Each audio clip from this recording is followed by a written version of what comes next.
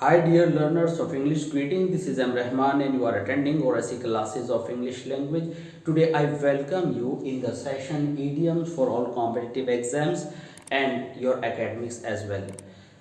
ये lecture number 11 है। Previous lectures में आपने ईडियम्स ज़रूर अच्छे से लर्न किए होंगे। इस सीरीज़ में हमने उन ईडियम्स को लिया है जो कि जनरली आप कहीं भी कम अक्रॉस नहीं करते हैं। हम इन्हें याद भी करेंगे, हम इनको समझेंगे भी, और कुछ बेसिक बातें आप लेक्चर शुरू होने से पहले समझ लीजिए कि हम ईडियम को कैसे इजीली लर्न कर सके। इसके लिए एक बहुत अहम बात यह है कि सबसे पहले हमें ईडियम का मीनिंग समझना है। मीनिंग समझने के बाद उसको इसके वर्ड से हमें रिलेट करना है और कोई ना कोई एक लिंक बनाना है। और जब आप इस वीडियो को सुनेंगे तो लिंक बनाना आपके लिए जो कि बहुत ज़रूरी है, आपको ध्यान से सुनना है। इडियम्स हम यहाँ पर रिवाइज कर रहे हैं, वो हमको लंबे समय तक अच्छे तरह से याद रहें। तो लेते हैं पहला इडियम जिसको हम बोलेंगे प्ले पॉसम। और प्ले पॉसम का मतलब है to behave like an ignoramus, और you can say to pretend to be dead और इनएक्टिव और इनोसेंट। तो इसका क्या मतलब हुआ? सीधे सीधे अगर हम कहें प्ले पॉसम, तो प्ले पॉसम का मतलब है कि इस तरह का व्यक्ति जो आपको सीधे सामने बहुत अपने आप को सीधा दिखा रहा है लेकिन वो सारी बातें नोट कर रहा है। कभी कभी हमारे सामने ऐसा व्यक्ति होता है जो कि बहुत ज़्यादा ऐसा लगता है जैसे कि वो हमारी बात नहीं सुन रहा है लेकिन वो सारी बात नोट करता है। कई बार हमें ऐसा लगता है कि कोई आदमी सो रहा है लेकिन वो सारी बात सुन रहा होता है। तो प्ले पॉसम का मतलब हुआ, आपने सुना होगा, येड़ा बनकर पेड़ा खाना, सीधा बनकर किसी बात को भांप लेना। तो इस तरह का जो जब आप कोई ट्रिक खेलते हैं तो उसे प्ले ट्रिक्स कहते हैं। तो प्ले वहाँ से आया, और पॉसम का मतलब आप रिलेट कीजिए पॉज से। मान लीजिए कि आपका माइंड बहुत एक्टिव है और आप पॉज हो गए, सामने वालों को दिखा नहीं रहे हैं कि आप एक्टिव होकर के उसकी सारी बातें सुन रहे हैं, तो इसको आप कहेंगे प्ले पॉसम। तो प्ले पॉसम एक ऐसा व्यक्ति हुआ जो देखने में बहुत सीधा लग रहा है लेकिन वो आपकी हर बात को ऑब्जर्व कर रहा है। तो यहाँ क्या हुआ? To pretend to be dead, यानी वो ऐसा प्रिटेंशन कर रहा है जैसे कि मानो उसकी कोई बात समझ में नहीं आ रही है लेकिन वास्तव में वह आपकी सारी बातें सुन रहा है। तो हम कहेंगे sometimes a person who plays possum proves to be very dangerous. तो ये आपने याद किया। इसके बाद है अ पॉइजन चैलिस। तो ये इस जो इडियम है, अब हम देखेंगे कि इसका मीनिंग क्या है। इसका मीनिंग है a thing that appears to be attractive but later proves harmful. तो इसका क्या मतलब हुआ? इसका मतलब हुआ कि कोई भी ऐसी चीज़ जो बहुत आकर्षक लगती है, वो एक बेट भी हो सकती है, वो किसी रेड ट्रैप के अंदर आपको फंसाने वाली भी हो सकती है, यानी कोई भी ऐसी आकर्षक चीज़ जो देखने में बहुत अच्छी हो लेकिन बहुत ज़्यादा खतरनाक हो। तो चैलिस को समझते हैं। सबसे पहले चैलिस उस कंटेनर को कहते हैं जो आपने बहुत बड़ा एक कंटेनर सुराही जैसा देखा होगा जिसके अंदर शराब भरी जाती है। तो अगर उस चैलिस के अंदर हम पॉइजन मिक्स कर दें तो वो खतरनाक साबित होता है। अब जो वाइन है उसका जो अट्रैक्शन है जो ड्रिंक करते हैं उनके लिए बहुत ज़्यादा होता है, लेकिन अगर उसके अंदर पॉइजन है तो वो खतरनाक प्रूफ हो सकता है। तो यहाँ पर आया I think that appears to be attractive, लेकिन एक्चुअल में वो बहुत खतरनाक होती है। तो चैलिस वो कंटेनर जिसके अंदर जो है आप वाइन रखते हैं, लेकिन अगर वो पॉइजन हो तो आप रिलेट कर सकते हैं कि ऐसी आकर्षक चीज जो आपके लिए खतरनाक हो। Have one's pound of flesh hell bent on implementing his cruel condition. तो have one's pound of flesh को आप रिलेट करेंगे किससे? आप रिलेट करेंगे मर्चेंट ऑफ वेनिस से। आपको याद होगा कि Shylock a pound of flash लेने के लिए एंटोनियो पर बिल्कुल हेल बेंट हो जाता है और वह यह कहता है कि मैं हर हालत में अपना बदला लेने के लिए तुम्हारा 1 पाउंड मांस हार्ट की जगह से अपनी मर्जी से काटूंगा। तो यहाँ पर क्या हुआ? Hello bent. हेल बेंट का मतलब हुआ बिल्कुल अड़ जाना, जिद कर लेना। तो have one's pound of flesh, flesh कहते हैं इंसान के मांस को, और पाउंड जो है एक मेजरमेंट है, एक वजन का क्वांटिटी है, और हैव का मतलब है रखना, लेना, और वन का मतलब है किसी भी व्यक्ति का। तो यहाँ पर हुआ hello bent on implementing his cruel conditions, यानी जो क्रूअल कंडीशंस उसने रखी थी या किसी ने रखी हैं उसको पूरी तरह से मनवाना। तो इसको आप याद रख सकते हैं कि जब भी ONES वंस आए तो आपका जो मेन सब्जेक्ट है कि अकॉर्डिंग हिज और हर और देयर आपने करना होगा। आई अगर सब्जेक्ट है तो माई करना होगा। तो इसका मतलब हुआ कि अपनी माइंड के अंदर जो इल फीलिंग्स हैं, जो इंटेंशंस हैं, उसको पूरा फुलफिल करना। अब आप देखेंगे कि फोर्थ इडियम है pull out all the stops. अब pull out all the stops को हम कैसे रिलेट करेंगे इस मीनिंग से? To make the greatest efforts to achieve something. तो किसी बड़ी चीज को अचीव करने में जो आपके एफर्ट्स हैं, हमें उसको रिलेट करना है पुल आउट ऑल स्टॉप्स। देखिए, जब आप बड़ा अचीवमेंट मीन्स क्रिकेट में जब सिक्सर लगाते हैं तो कुछ स्टॉप्स होते हैं, जो फील्डिंग है वो लगी हुई होती है। जब आप वो सारे स्टॉप्स पुल कर देते हैं, उखाड़ डालते हैं और आपकी जो बॉल है वो बाउंड्री के पार निकल जाती है, तो आप कहेंगे pull out all the stops. यानी जितनी भी वहाँ पर हिंड्रेंसेस थी, ऑब्स्टेकल्स थी, आप उनको ब्रेक करके आगे निकल जाते हैं, उनको पुल कर देते हैं। तो क्या होता है कि आपका बड़ा एफर्ट होता है कुछ बड़ा अचीव करने में। तो pull out all the stops का मतलब हुआ कि greatest efforts to achieve something. इसके बाद आते हैं pull the rug from somebody's feet. तो इसका मीनिंग होता है टू मेक हेल्प और सपोर्ट अवे, निकाल लेना। अगर आप किसी, अब इसको रिलेट कैसे करेंगे इसके मीनिंग से? तो रग का मतलब होता है कोई भी कालीन, ठीक है, उसको जो कि समबडी के फीट के नीचे है, अगर आप उसको खींच कर निकाल लेते हैं तो उसका बैलेंस बिगड़ जाएगा और जो वो रेड कारपेट पे या कहीं भी चल रहा है, जो उसकी ग्लोरी है वो सब डिमिनिश हो जाएगी। तो इस तरह से pull the rug from somebody's feet. तो अगर आप रग खींच लेंगे तो कोई भी आदमी गिर जाएगा, उसकी इंसल्ट होगी।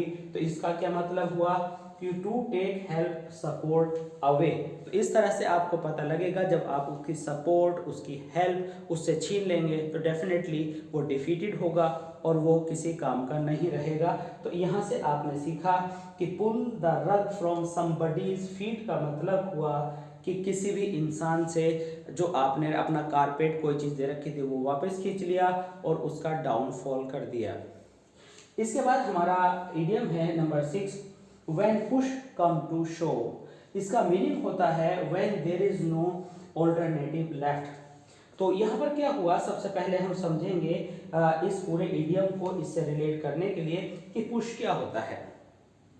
पुश आमतौर से आप ट्रेन में चढ़ रहे हैं या कहीं पर आपको हल्के से कोई चीज़ पुश करनी है, हल्का सा धक्का लगाना है और उसे आगे प्लेस करना है, हो जाता है। लेकिन पुश का जो सीवियर फॉर्म है शोव, तो शोव में आपकी वायलेंस बहुत ज़्यादा होती है।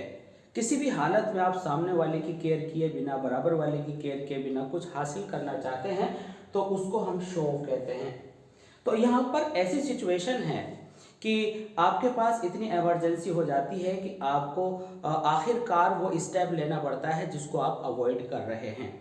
मान लीजिए कि सोल्जर्स को अगर पब्लिक के ऊपर फायरिंग करनी पड़े तो वहाँ पर आप कहेंगे कि when there is no alternative left, कि जब आपके पास कोई भी ऑल्टरनेटिव नहीं बचा हो और आपको अटैक करना हो और आपको वो सीवियरेस्ट स्टेप लेना हो जो कि बहुत ख़तरनाक होता है, तो वहाँ पर आप कहेंगे when push comes to the show. यानी जहाँ पर हल्का सा धक्का लगाने से नहीं, अब पूरी तरह से प्रेशर देने से काम चलेगा। यहाँ पर है हमारा idiom number 7, on the edge of one seat. इसका मीनिंग बनता है to be very anxious and excited. तो अब हम रिलेट करेंगे इस इडियम को इसके मीनिंग से। एज कहते हैं किनारे को, और सीट, जब आप सीट पर बैठे हों, आप सीट पर बैठते हैं पीछे बिल्कुल कंफर्टेबली, लेकिन धीमे धीमे करके आगे आते जाते हैं। कब? या तो बहुत ही सेंसेशनल मूवी चल रही हो, कोई सीरियल चल रहा हो, या आप क्रिकेट मैच देख रहे हों और बिल्कुल लास्ट चल रहा है मैच का, और क्या है कि बॉल्स कम हैं और रन ज़्यादा बनाने हैं, तो आप एक एक बॉल को काउंट करते हैं कि क्या प्लेयर परफॉर्म कर रहे हैं। तो ऐसे में आप बड़े ही चिंतित होकर के आगे को झुकते हुए मैच की तरफ बहुत ज़्यादा कनेक्ट हो जाते हैं। तो वहाँ पर एज ऑफ वन सीट का मतलब हुआ कि to be very anxious and excited. आपको चिंता है कि रन बनेंगे कि नहीं, हमारी टीम जीतेगी कि नहीं, और अब बहुत एक्साइटमेंट आपके अंदर होता है, तो आप ये भूल जाते हैं कि कहाँ तक पहुँच गए हैं। तो इस तरह से आप इसे याद रख सकते हैं। ऑन द रॉक्स का मीनिंग होता है इन अ सीवियर क्राइसिस, यानी बहुत बुरी सिचुएशन चल रही है और बड़ा ही चैलेंजिंग टाइम है। तो जब आप गाड़ी स्मूथ रोड पर चलाते हैं तो आप बहुत अच्छे से स्मूथ ड्राइविंग करते हैं, लेकिन जब पहाड़ी पर हों तो आपको एक एक कट, एक एक जो एज है उस पर ध्यान से चलाना पड़ता है। तो जब आप ऑन द रॉक्स होते हैं तो इसका मतलब आप सीवियर क्राइसिस में हैं। आप इसको इस तरह से यूज़ कर सकते हैं, because of lack of money he is on the rocks, because उसके लिए सर्वाइवल जो है बहुत ज़्यादा डिफिकल्ट है। अगला हमारा इडियम है put paid to. Put paid to, एक वर्ब पुट आ गई, दूसरा पेड आ गया, तो अचानक से ये दो वर्ब्स आ जाने पर, हालांकि दोनों ये वर्ब नहीं है, पहला वर्ड वर्ब है, तो यहाँ पर क्या होता है कि कंफ्यूजन हो जाता है। तो आइए सबसे पहले देखते हैं पुट पेड टू का क्या मीनिंग निकल करके आता है। टू डिस्ट्रॉय और एंड समथिंग, किसी चीज़ को ख़त्म कर देना या किसी चीज़ को काम के लायक ना छोड़ना। अब हम इसको पुट पेड टू से रिलेट करेंगे। तो पुट का मतलब होता है किसी चीज़ को रखना, और पेड होता है जैसे कि आपने किसी ने आपको सताया, आपने वापस उससे बदला लिया और उसको किसी तरह का ना छोड़ा, तो इस तरह से आप इसका मीनिंग रिलेट कर लेते हैं। टू डिस्ट्रॉय और एंड समथिंग, हम कहेंगे smoking will put paid to your health, तो इस तरह से आप इसको यूज कर सकते हैं। इन द ऑफिंग, इसका मतलब होता है टू हैपन सून। तो जब, अब ऑफिंग को आप कैसे याद रखें हैपन सून में, देखिए कोई भी फंक्शन आप ऑर्गेनाइज कर रहे हैं वहां पर इन द ऑफिंग आप लगा लेंगे। इसके बाद है बी इन टू माइंड्स, इसका मतलब है टू बी इंडिसिसिव। जब आपके माइंड में दो बातें चल रही होती हैं, एक आप कहते हैं दिल ये कह रहा है, दिमाग ये कह रहा है, और आप किसी डिसीजन को नहीं ले पाते, तो ऐसी सिचुएशन को बी इन टू माइंड्स कहते हैं। सपोज कीजिए आपको क्लास 12th में कॉमर्स लेना है कि साइंस लेना है और आप बहुत कंफ्यूज्ड हैं, तो आप कहेंगे आई एम, तो बी की जगह आपने is are am was were use करना है, तो आप कहेंगे I am in two minds, means I am indecisive, I can't decide which of the two subjects I should choose. तो इसके बाद आता है to get away with murder. तो एकदम से अगर हम इसे देखें तो मीनिंग एकदम एडजस्ट नहीं होता। तो सबसे पहले देखते हैं मीनिंग इसका एक्चुअल में है क्या, टू गो अनपनिश्ड। तो आपने एक इडियम याद किया होगा गो स्कॉट फ्री, इसका बिल्कुल सेम मीनिंग है। तो to get away with murder, तो आप कहेंगे कि sometimes the person who commits a crime get away with murder.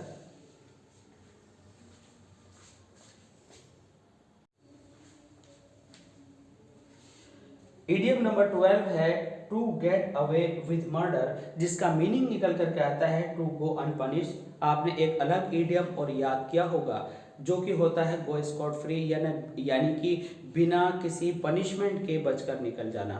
कई बार क्या होता है कि जो अपने वजूद दिखाने वाले लोग होते हैं, पॉलिटिशियंस होते हैं या ब्यूरोक्रेट्स होते हैं, वो तो निकल जाते हैं और दूसरे जो सीधे साधे लोग हैं वो फंस जाते हैं। तो आप कहेंगे sometimes influential people get away with murder easily, यानी कि वे लोग, उनको कुछ नहीं होता, उन पर कोई केस नहीं चलते, या वह कुछ इस तरह से सोच करके चलते हैं कि वह अपने आप को आसानी से बचा करके ले जाते हैं, उनको कोई पनिशमेंट नहीं मिलता।